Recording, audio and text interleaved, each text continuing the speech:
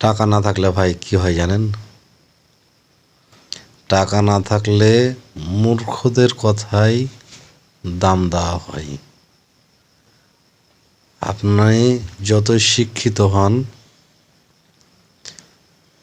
টাকা যদি না থাকে তবে আপনার কথার মূল্য নেই।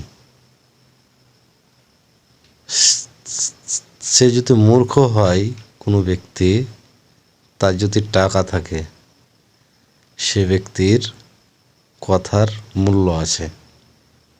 এটাই পৃথিবী।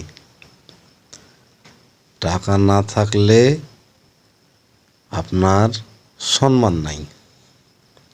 যেরকম আপনার টাকা, সেরকম আপনার সম্মান। এই পৃথিবীতে চলতে গেলে, এই পৃথিবীর নিয়মে যেরকম টাকা তেমন আপনার সম্মান। এটাই বাস্তব।